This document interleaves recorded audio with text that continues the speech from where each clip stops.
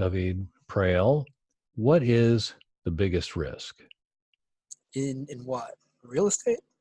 Well, real estate, yeah, or investing, real estate investing. Real estate, well, again, there's real estate investing and in real estate itself. I think the more interesting answer, the more practical answer is investing. And that's, to me, the biggest risk is going in with the wrong people. Because anything can happen. And if you're working with good, honest people, you have the best chance of coming out ahead. I think the more interesting answer, though, is what the biggest risk to real estate is. And that's a topic which I find to be fascinating, because I think the answer is technology and all the advances we've had in technology and we're having.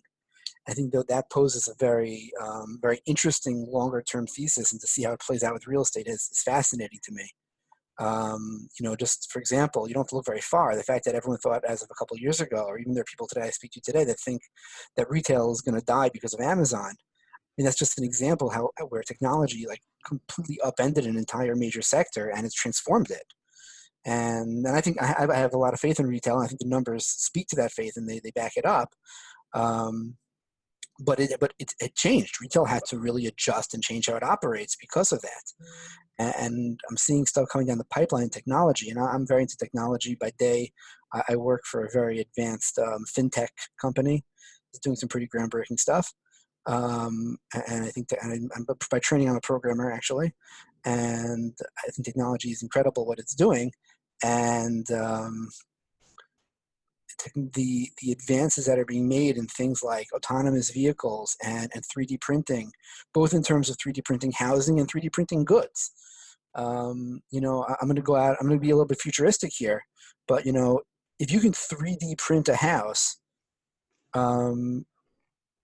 next to a town that you want to live in for with the land and everything, for 2/3 the cost of an existing unit, what's that going to do to the value of real estate?